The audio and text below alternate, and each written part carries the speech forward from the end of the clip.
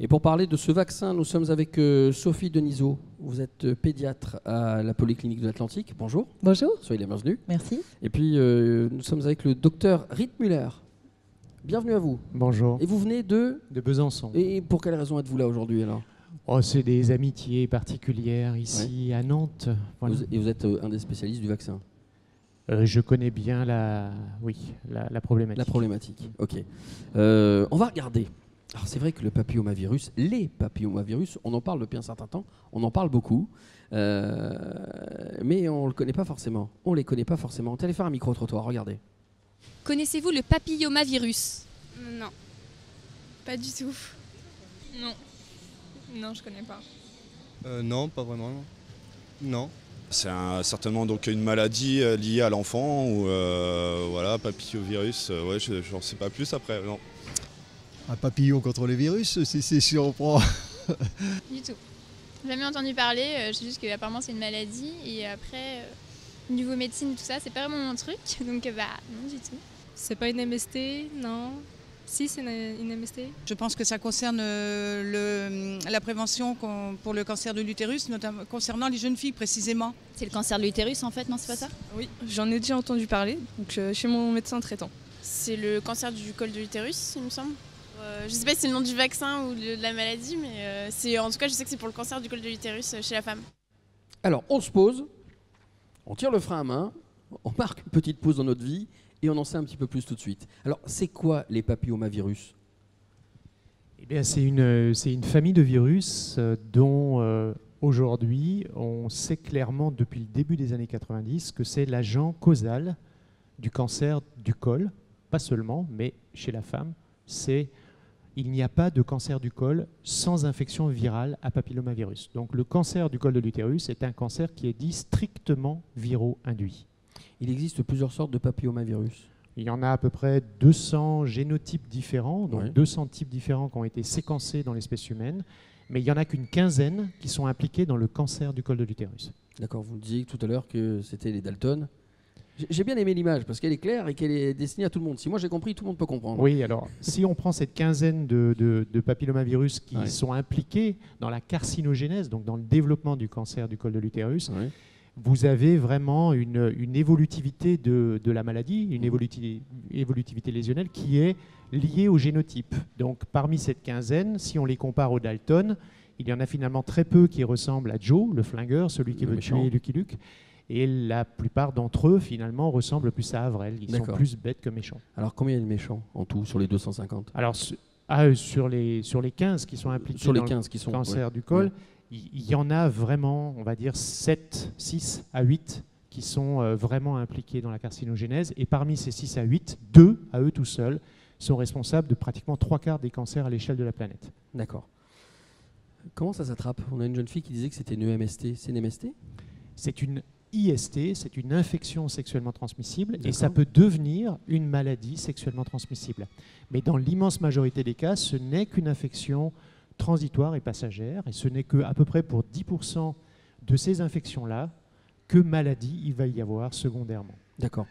Je me suis laissé dire qu'on était tous porteurs de papillomavirus. Dites-moi, hein, je me suis juste laissé dire, j'ai entendu ça. C'est vrai ou pas? Alors, ce qu'on considère aujourd'hui, c'est que si on regarde que la jante féminine, puisqu'on connaît un peu moins bien l'histoire naturelle de l'infection à papillomavirus chez l'homme, D'accord. mais chez la femme, on considère qu'à peu près 8 femmes sur 10 va rencontrer un papillomavirus génital au cours de sa vie génitale. Mais il ne va pas forcément développer. Non.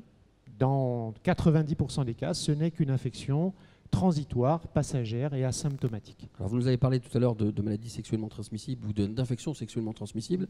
Donc tout de suite le réflexe, le préservatif. Alors le préservatif, malheureusement, s'il diminue un peu le risque contagieux, n'est pas une garantie de l'élimination de la contamination. Autrement dit, le papillomavirus, il y en a partout, il y en a sur les muqueuses et sur la peau, et il faudrait pratiquement utiliser une combinaison de scaphandrier pour être sûr qu'il n'y ait pas de contamination. Ouais, pas de contact du tout, donc Voilà. c'est encore plus simple. Mm. Voilà. Mais on ne va pas jusque-là, Non. parce que nous sommes faits pour nous aimer les uns les autres. Donc on va aller au vaccin. Et le vaccin, on va en parler maintenant. Alors, c'est assez touchy. Hein. C'est là où ça commence à se compliquer un petit peu. Maintenant qu'on a exposé ce que sont les papillomavirus, on va s'intéresser au vaccin. Est-ce qu'il prémunit de toutes les formes, celles en tous les cas dont vous nous avez parlé, des 15 ? Non, puisque dans les 2 vaccins actuellement disponibles, il n'y a que 2 valences dites oncogéniques, c'est-à-dire qui préviennent le cancer et les lésions précancéreuses du col de l'utérus. Il n'y en a que 2 sur les 15. Mais ces 2-là, en France, représentent plus de 80% des cancers. Autrement dit, la hauteur de la prévention, c'est 80% de diminution de risque du cancer invasif du col de l'utérus. Et je vous rappelle que ce n'est pas le cancer de la femme âgée, puisque le pic d'incidence en France, c'est 42 ans. D'accord. Je suis papa, j'ai une petite fille qui a 11 ans, donc je vais venir vers vous avec cette question-là. Est-ce que je la fais vacciner ou pas, et quand ? Alors oui, bien sûr. Alors en tant que femme, en tant que mère, je vous répondrai oui. Donc, et un troisième oui en tant que pédiatre. Les pédiatres n'ont effectivement pas été impliqués tout de suite dans ce programme vaccinal, mais pourtant sont au cœur de la vaccination des enfants. Et donc s'intéressent finalement à projeter l'enfant dans l'avenir. Donc comme vous disiez, Monsieur Rettmüller, on a là la possibilité de prémunir son enfant d'un possible cancer. Donc oui, allons-y. Pourquoi 11 ans Parce que la question c'est simple, c'est est-ce que je dois attendre qu'elle ait des rapports sexuels ou pas ? Tout à fait, oui, c'est vrai qu'effectivement on aurait pu se penser ça. Ouais. Mais ce vaccin en fait doit être proposé avant toute exposition au papillomavirus, d'une part, et le fait de le faire entre 11 et 14 ans permet de ne réaliser que 2 doses de vaccin. Donc 2 doses, 2 fois. Voilà, 2 fois. Sur le plan de l'acceptation du vaccin dans l'ambiance actuelle, c'est un argument important. Justement, c'est l'argument sur lequel je voulais revenir maintenant. Quand on parle de vaccination, ici en France, on a toujours des gens qui lèvent leur bouclier en disant « faut absolument pas, il y a des dangers, il y a des effets secondaires ». J'aimerais qu'on revienne là-dessus, moi. Il y a des effets secondaires. Alors, des effets secondaires de ce vaccin-là, on ne peut pas vous dire qu'il n'y en a pas, puisque tous les vaccins ont des effets secondaires. Les parents les connaissent bien d'ailleurs, puisqu'ils récupèrent souvent leurs petits nourrissons après les premiers vaccins des premiers mois, fébriles, un petit peu inconfortables, ou avec des petites douleurs ou des inflammations au point d'injection. Mais voilà, ce sont les effets secondaires qui sont bien décrits maintenant. Alors pour les vaccins contre le papillomavirus, on décrit aussi quelques céphalées post-vaccinales.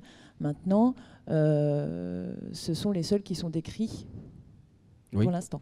Docteur ? Alors juste quelques chiffres justement.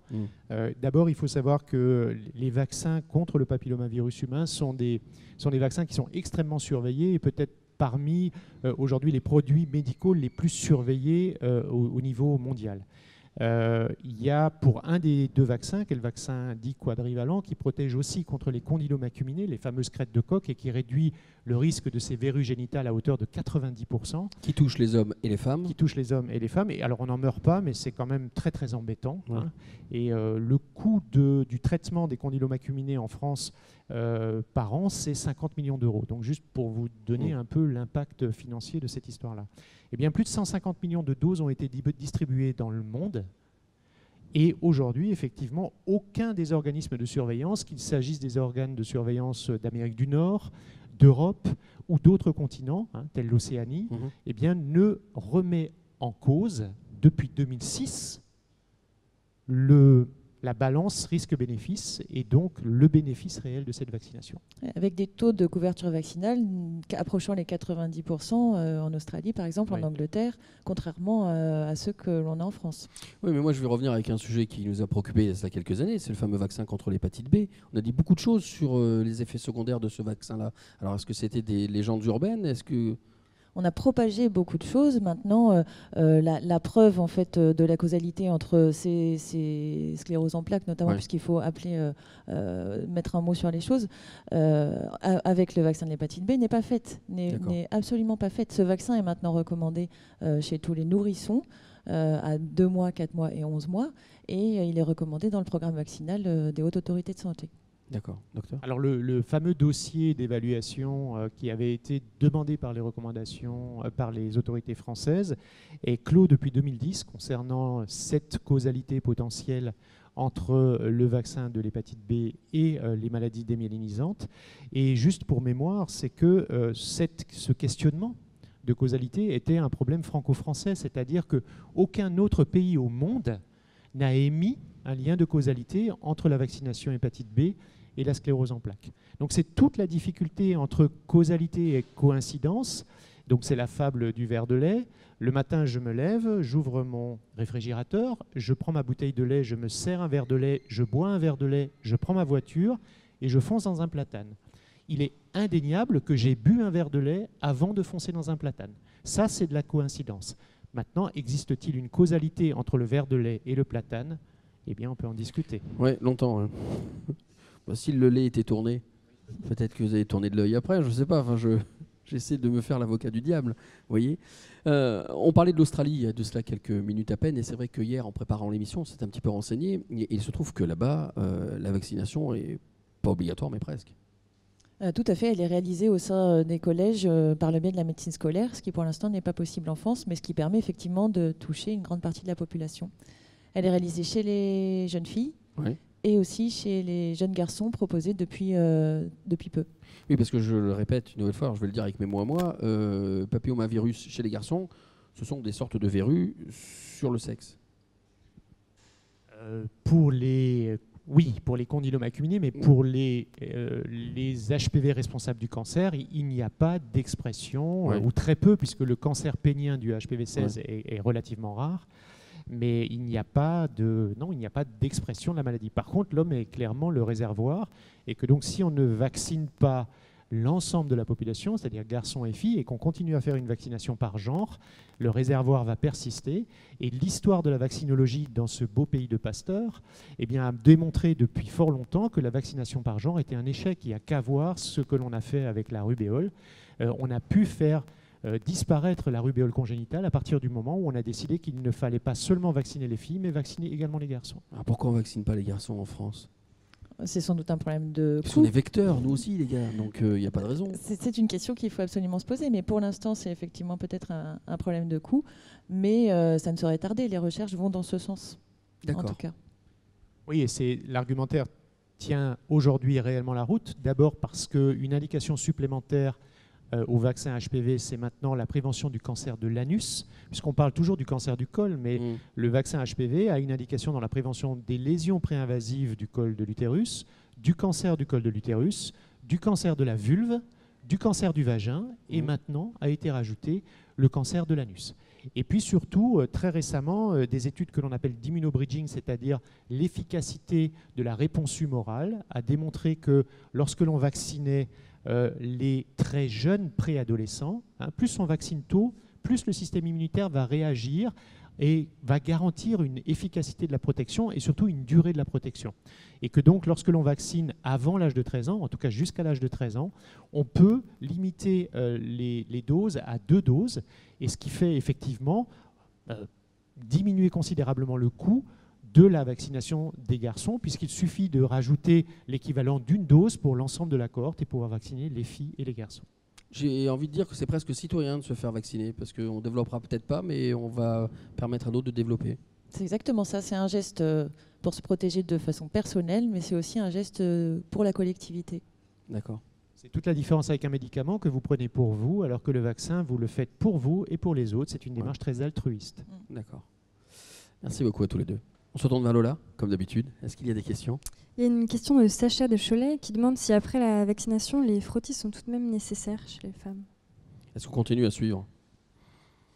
Alors, dans l'absolu, la réponse est claire, c'est oui, puisque la diminution de risque pour la France, puisque nous avons réalisé une étude de la répartition génotypique des cancers invasifs du col de l'utérus en France, et l'HPV 16 et 18, donc les 2 valences qui sont incluses dans le vaccin, représentent 82% des cancers en France. Donc c'est une réduction de risque qui est très importante, mais le risque résiduel est à peu près d'une vingtaine de pourcents. Bon, une fois qu'on a dit ça, donc la page est tournée, c'est clair, il faut poursuivre le dépistage. Mais comment le poursuivre ? Puisque si on revient à l'image des Dalton, les génotypes résiduels ont un potentiel évolutif qui est moindre et il va mettre plus de temps à générer un cancer. Donc est-ce que l'intervalle aujourd'hui, qui est un intervalle triennal, tous les 3 ans pour le dépistage, est-ce qu'il est adapté aux femmes vaccinées? La réponse est probablement non. Et puis ensuite, on sait que ça va diminuer globalement le taux d'anomalies cytologiques viro-induites et donc diminuer la pertinence de l'analyse morphologique, c'est-à-dire c'est l'œil humain qui va rechercher les anomalies cytologiques, alors qu'il y a aujourd'hui des tests de biologie moléculaire qui vont vous dire présence ou absence du virus. Donc très probablement, le vaccin doit, et j'espère va, générer une réflexion sur le dépistage qu'il faut totalement repenser pour l'avenir. Dépistage par frottis, on le répète une nouvelle fois. Alors frottis, ça ne veut rien dire, parce que frottis, c'est frotter. Aujourd'hui, le dépistage est basé sur l'analyse de cellules, la morphologie, l'aspect visuel de cellules que l'on prélève par un frottis. Mais à partir de ces cellules, on peut faire ce que l'on veut. On peut aller rechercher l'ADN viral au niveau de ces cellules. J'ai encore des questions à vous poser, ça vient un peu. Il y en a du côté d'Internet encore ou pas? Non, c'est tout. Non, il n'y en a plus. C'est bon. Ok. Alors j'ai une question à vous poser. 47 ans, garçon ou fille, est-ce qu'on peut se faire vacciner ou c'est plus la peine quand on est plus âgé que les enfants dont on a parlé tout à l'heure? Alors ou 30 ans ou 25 ans. Alors l'autorisation de mise sur le marché va jusqu'à 45 ans. C'est-à-dire que c'est fini. On a 45 ans, c'est pour les femmes. Et effectivement, il y a certains travaux actuellement, en particulier les Espagnols, qui travaillent sur un programme que l'on appelle HPV Faster, c'est-à-dire que finalement la vaccination bénéficie aux préados, aux ados et aux femmes jeunes. Pourquoi pas finalement en faire bénéficier les femmes plus âgées? Donc ce que proposent les Espagnols dans des études pilotes, c'est de faire la recherche du virus par des techniques de biologie moléculaire. Et si effectivement une femme, par exemple, de 36 ans est négative, eh bien, dans ces études pilotes, on va les vacciner et à ce moment-là, ne reproposer qu'une recherche virale 10 ans plus tard, puisqu'on sait que la négativité de la recherche du virus HPV à un temps T a une valeur prédictive négative vis-à-vis du cancer invasif de 10 ans. C'est-à-dire que vous n'avez aucun risque de faire un cancer invasif pendant 10 ans. Pendant 10 ans. Mais que l'on peut donc croiser des papillomavirus plus tard, et on peut même les avoir en soi qui sont dormants. Ils peuvent se réveiller plus tard. C'est pas démontré. Voilà. Peut-être. Peut-être. En tous les cas, il faut se faire surveiller, aller voir son gynécologue régulièrement. Et pour nous les garçons, pour nous les garçons. Donc voilà. Plus de questions? Non, c'est tout. Merci beaucoup à tous les deux. Merci. Merci à vous. On va maintenant changer complètement de sujet, puisqu'on va parler de bien-être. Voilà. Bien-être à la maternité.